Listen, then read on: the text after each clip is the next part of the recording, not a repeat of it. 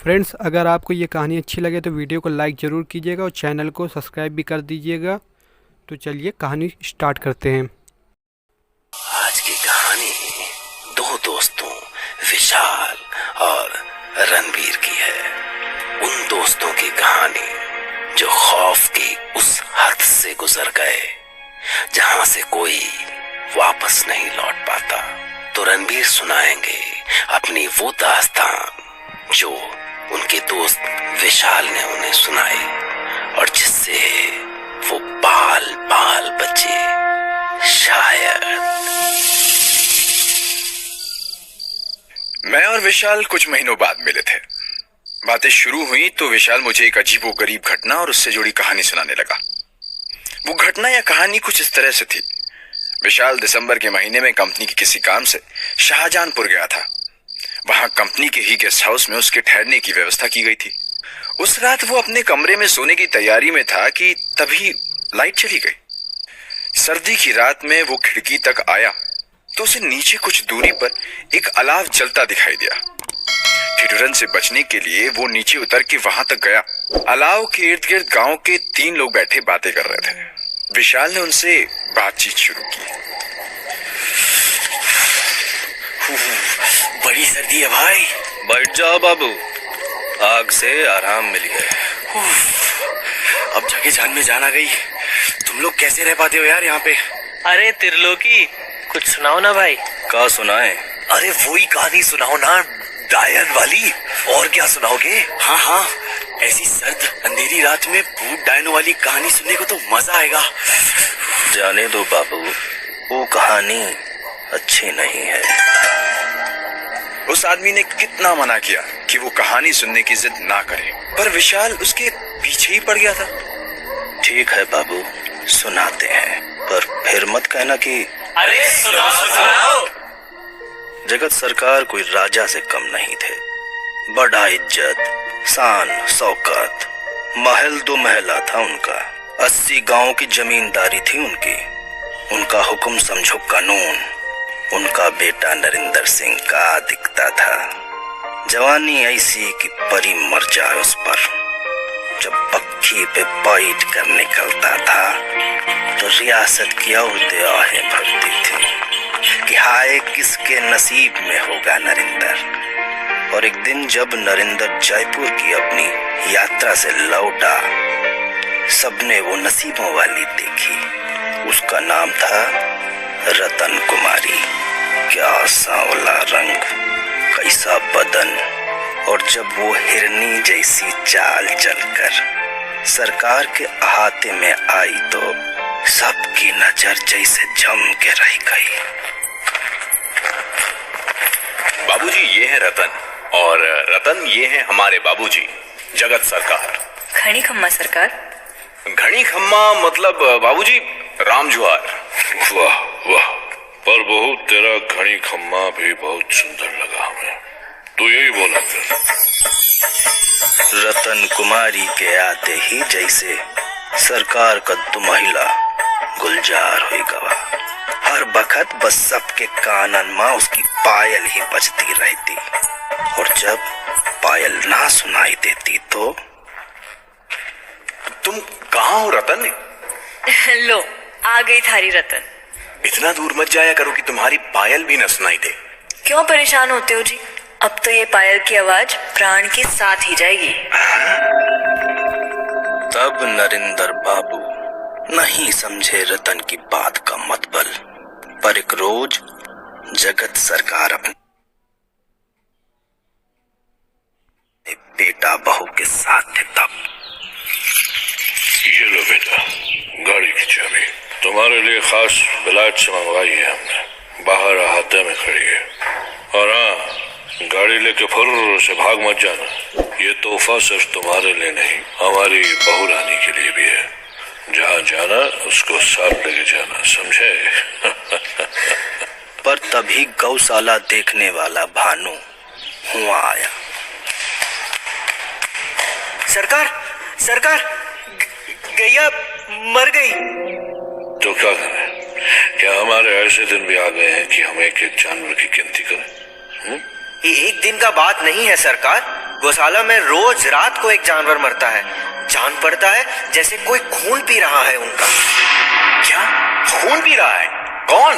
क्या जाने छोटे सरकार, ऐसा जानवर आज तक तो देखे ही नहीं जिंदगी में। पर असल में उनकी चिंता तो अब शुरू हुई थी। काहे से कि एक रात जब नरेंद्र सो के उठा तो रतन बिस्तर पे नहीं थी। रतन? रतन कहाँ चली गई? दीनू, बहू रानी को कहीं देखा तुमने? नहीं सरकार, पर क्या? कोई ऐसा छाया जैसा बाहर जाते हुए देखा था। छाया जैसा? नरेंद्र कुछ नहीं समझ पाया, पर हाँ, उन्होंने जब एक दो रात रतन को बिस्तर से गायब पाया तो वो बिस्तर पे चुपचाप पड़े उसके उठने का इंतजार करने लगे। और फिर रात को जब वो उठी तो वो भी दबे पांव उसके पीछे पीछे चल पड़े। और उनको विश्वास नहीं हुआ। रतन गौशाला में पहुंची और उसके बाद उन्होंने जो देखा तो उनके होश उड़ गए। रतन ने एक गाय को गले से पकड़ा और मुंह लगा के उसका खून पीने लगा।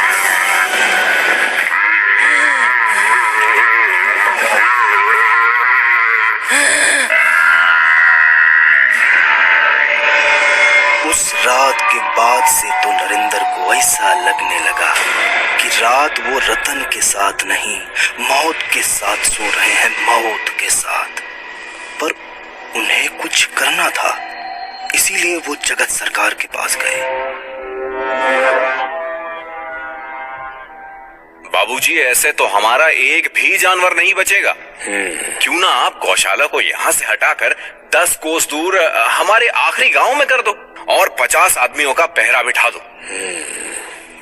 ठीक कह रहे हो तुम। आज ही कह देते हैं ऐसा करने को। अगली रात रतन उठ के सारा गांव छान आई, पर उसे कहीं कोई गाय नहीं मिली। तो अगली रोज वो इतनी कमजोर हो गई थी जैसे उसने 4 दिन से कुछ खाया ही ना हो। क्या हुआ? सुबह से लेटी हो? तबीयत ठीक नहीं है? कमजोरी लग रही है। अगली रात तो वो आखिरी गांव में बनी गौशाला तक हो आई, पर वहां ऐसा पहरा लगा था कि जागते रहो, जागते रहो। यहाँ तो पहरा लगा हुआ है, क्या करूं, कहाँ जाऊं? ऐसे ही हफ्ते बीतते गए और रतन की हालत ऐसी हो गई कि लगा वो बिस्तर से उठ ही नहीं सकेगी। इधर बहू की खराब तबीयत से परेशान जगत उनके कमरे में आ रहे थे कि तभी नरेंद्र ने रतन की सच्चाई जानने के इरादे से उसके माथे पर हाथ रख के कहा, सुनो, इतने दिन हो गए, वैद को बुला ले, वो नब्ज पकड़ते ही सब बता देंगे। बोलो, वैद को बुलाऊं? नहीं। नहीं क्यों? बुला लेता हूँ। नहीं। पर इस तरह से तो हमने कहा ना, नहीं। तो बताओ, मैं तुम्हारे लिए क्या करूं? जान दोगे अपनी? क्या? अगर मुझे खून नहीं मिला तो नहीं बचूंगी मैं। ये क्या बोल रही हो? और वो अचानक उछल के बैठी और नरेंद्र की आंखों में झांकते हुए बोली, अगर मुझसे प्यार करते हो तो अपना खून पिला दो मुझे। क्या? कौन हो तुम? दिलारा, दिलारा, दिलारा डायन, दिलारा डायन। और इससे पहले कि नरेंद्र कुछ कर पाता, दिलारा उसके सीने पर सवार हो गई। दिलारा ने उसकी गर्दन पर अपने लंबे दांत गड़ा दिए और उसका खून पीने लगी। जगत सरकार उधर आ गई। कौन है तुम? कौन? छोड़ उसे।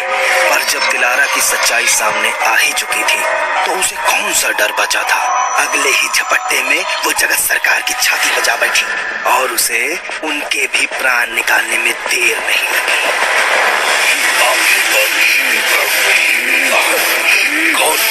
कौन है तुम? पर छोटे और बड़े सरकार की मौत से दिलारा की सच्चाई खुल गई और गांव वालों ने उसे पेड़ से बांध के आग के हवाले कर दिया।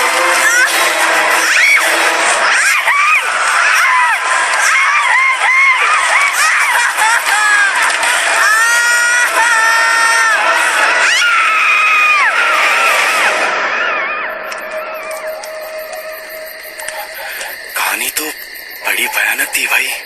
पर बाबू, जैसा हमने कहा था आपसे, ये कहानी सुन के आपने गलती कर दी। क्यों? सुन ली तो सुन ली, बस इसमें क्या है? बस नहीं बाबू, बहुत बुरा किया आपने। आखिर क्यों नहीं सुननी थी कहानी? क्योंकि बाबू, ये कहानी सुनने के बाद कोई जिंदा नहीं रहता। विशाल की कहानी में बुड्ढे के मुंह से निकली इस बात पर मैं भी हंस पड़ा। पागल थे वो सारे। अरे अभी मैंने भी तो ये कहानी सुनी ना, और देखो देखो मैं जिंदा हूं। यही बात मैंने भी उस बुड्ढे से कही थी, और उसका जो जवाब उसने दिया वही मैं तुम्हें दे रहा हूं। क्या जवाब? वो मरे हुए लोगों को नहीं दिखाई देती, पर जरा पीछे मुड़ के देखो, कहीं वो तुम्हारे कंधे पर तो नहीं बैठी।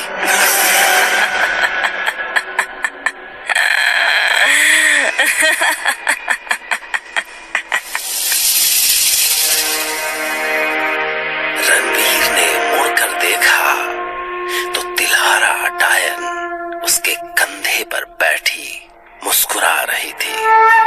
इसके बाद रणबीर से हमारी मुलाकात नहीं हुई, पर सवाल है कि ये कहानी तो रणबीर ने भी सुनी, मैंने भी सुनी, और अभी अभी आपने भी। तो क्या हम अगली कहानी सुनने और सुनाने के लिए कल तक जिंदा रहेंगे?